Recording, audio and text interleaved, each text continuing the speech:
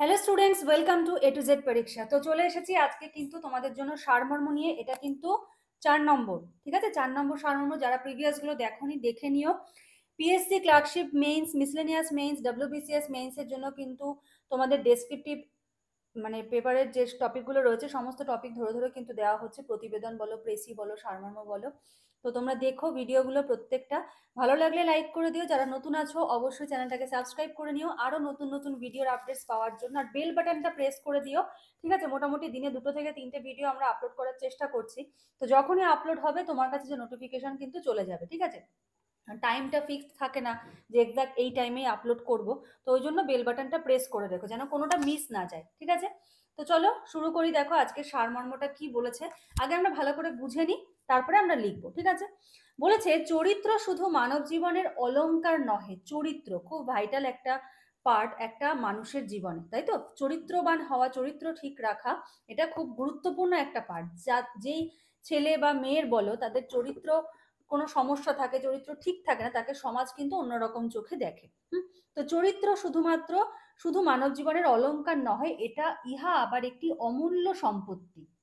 মানে যাদের চরিত্র খুব ভালো তাদের কাছে এটা একটা অমূল্য সম্পত্তি, ঠিক আছে? মানে কোনো লোক তাকে তাকে কোনো রকম কোনো ভুল কথা, তাকে কোনো রকম ভাবে কোনো অপবাদ দেওয়া, এই কাজগুলো কিন্তু করতে পারবে না। তোমরা তোমাদের বাস্তব জীবনেই দেখতে পারবে যে যাদের এই ব্যাপারটা ঠিকঠাক থাকে না তাদেরকে অনেক রকম কটু কথা শুনতে হতে পারে, কিন্তু যাদের ঠিক থাকে তাদেরকে লোকে কিন্তু কিছু বলার আগেও 10 বার ভাবে।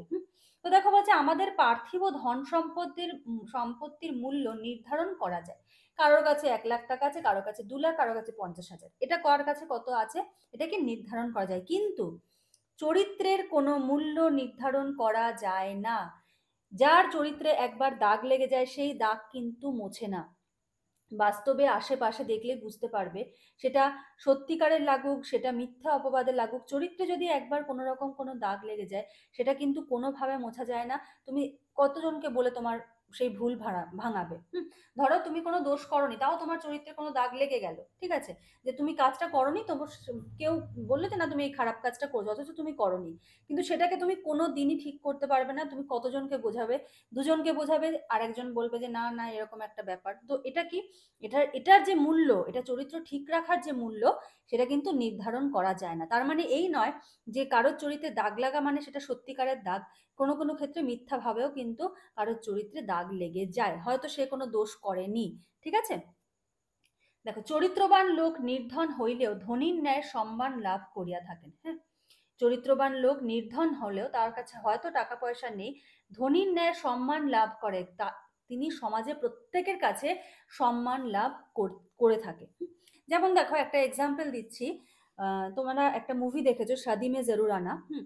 ওটাতে কি হলো যে মানে হিরোইন যে ছিল আর কি, তার কি হলো, সে টাকা পয়সা নিয়েছে, তার একটা কিন্তু কলঙ্ক লাগলো। হ্যাঁ, সবাই তখন উল্টোপাল্টা কথা বলছে, সবাই ওর অ্যাগেনস্টে কথা বলছে যে না ও ঘুষ নিয়েছে, এরকম একটা ব্যাপার। যখন এনকোয়ারি হলো, কতদিন সময় গেল, তারপরে গিয়ে প্রমাণ হলো যে না ও নেয়নি, ও ঠিকঠাক ছিল। ওর কোনো দোষ নেই এখানে। এবার কি, এটা এনকোয়ারি হয়েছে, এটা একটা অফিসিয়াল কাজ, এনকোয়ারি হওয়া সম্ভব, বিচার হওয়া সম্ভব, কিন্তু সব ক্ষেত্রে এই বিচারের কিন্তু কোনো রকম সম্ভব হয় না। চরিত্র বলে মানুষ বহুর উপর আধিপত্য স্থাপন করে। তোমার চরিত্র ঠিক থাকলে কি হবে, তোমার কথার একটা লোকে দাম দেবে। তুমি যখন একটা কথা বলবে, তোমার যদি চরিত্র ঠিক থাকে তাহলে তোমার কথার লোকে গুরুত্ব দেবে। কিন্তু তুমি যদি ওই ভুল কাজটা করো, তুমি তাকে কি করে জ্ঞান দেবে বা তাকে কি করে বলবে? সে বলবে যে আপনিও তো এই কাজটা করেছেন, তাই না? তার মানে কি, মানুষের উপর আধিপত্য স্থাপন করা যায়, তোমার কথাকে সবাই গুরুত্ব দেবে। ধনী ধন লইয়া সকল সময় শান্তি লাভ করিতে পারে না। যে ধনী ব্যক্তি তার হয়তো অনেক টাকা পয়সা থাকতে পারে, কিন্তু সেটা কিন্তু তার মনের শান্তি নাও হতে পারে। হয়তো দেখবে অনেক ঘরে দেখা যায় অনেক বড় লোক, তারা অনেক টাকা পয়সা আছে, কিন্তু কি তাদের চরিত্রে অনেক সময় অনেক রকম সমস্যা থাকতে পারে, সেক্ষেত্রে কিন্তু মনের শান্তিটা থাকে না। হ্যাঁ, কিন্তু চরিত্র ধনে যদি চরিত্র ঠিক থাকে, ধনী ব্যক্তি সততই চিত্তের শান্তি লাভ করতে পারে। কিন্তু যদি মনের চরিত্রটা যদি ঠিক থাকে, হ্যাঁ, চরিত্রে যদি কোনো কালিমা না থাকে, তাহলে কি মনের শান্তি, মানসিক যে শান্তি, সেই শান্তির উপরে আর কোনো শান্তি নেই। চরিত্র মানুষের মনুষ্যত্বের উপাদান। একটা মানুষের মনুষ্যত্ব, যে মনুষ্যত্বের একটা উপাদান হলো কি চরিত্র। মনুষ্যত্বের অনেক উপাদান হতে পারে, সৎ থাকা, ঠিক আছে, দয়ালু থাকা, মানুষকে হেল্প করা, এগুলো উপাদান হতে পারে, তার মধ্যে চরিত্র একটা উপাদান। সুতরাং চরিত্রই মানব জীবনের শ্রেষ্ঠ সম্পদ। চরিত্র কি? মানব জীবনের শ্রেষ্ঠ সম্পদ, একমাত্র কাম্য বস্তু। বোঝা গেছে? চলো এবার তাহলে লিখে ফেলি সারমর্মটা, কত সুন্দর করে ছোট করে লেখা যায়। দেখো, তাহলে মূল বিষয় হলো চরিত্র, তো আমাদের শুরু করতে হবে চরিত্র দিয়ে। হ্যাঁ,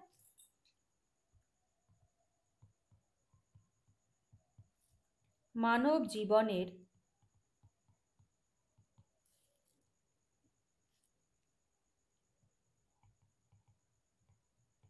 অমূল্য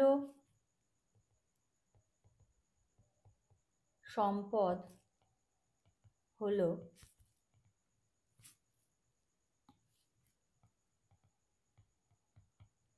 চরিত্র।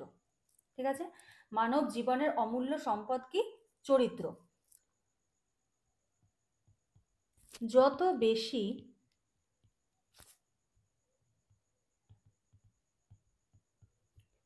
পার্থিব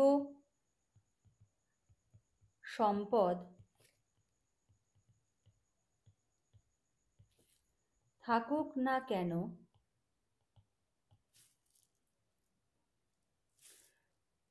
আচ্ছা এখানে কি বলেছে? পার্থিব ধন সম্পদের মূল্য নির্ধারণ করা যায়, কিন্তু চরিত্রের কোনো মূল্য নির্ধারণ করা যায় না। চরিত্রবান লোক নির্ধন হলে ধনীর মতো সম্মান লাভ করে থাকেন। চরিত্র বলে মানুষ বহুর ওপর আধিপত্য স্থাপন করে। ধনী ধন লইয়া শান্তি লাভ করিতে পারে না, কিন্তু চরিত্র ধনে ধনী ব্যক্তি চিত্তের শান্তি লাভ করতে পারেন। তাহলে কি হলো? যত বেশি পার্থিব সম্পদ থাকুক না কেন, চরিত্র বলেই ব্যক্তি মানসিক শান্তি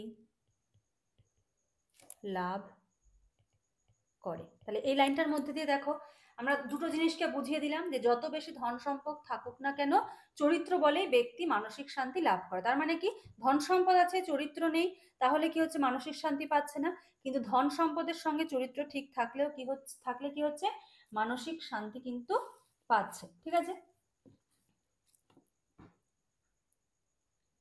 আচ্ছা মনুষ্যত্বের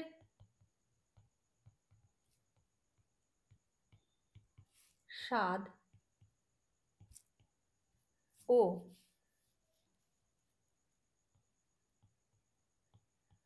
জীবনের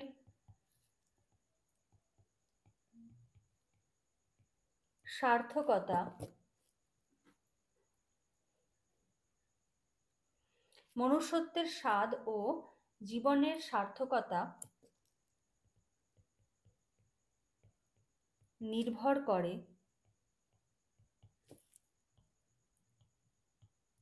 একটি মানুষের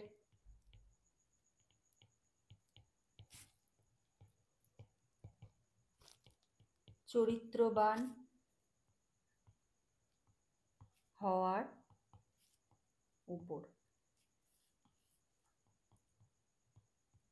ঠিক আছে, মনুষ্যত্বের স্বাদ ও জীবনের সার্থকতা, মানে আমরা এই মনুষ্যত্ব ব্যাপারটাকেও এক্সপ্লেন করে দিলাম। ঠিক আছে, কিসের উপর নির্ভর করে? একটি মানুষের চরিত্রবান হওয়ার উপর, যা সেই ব্যক্তির নিকট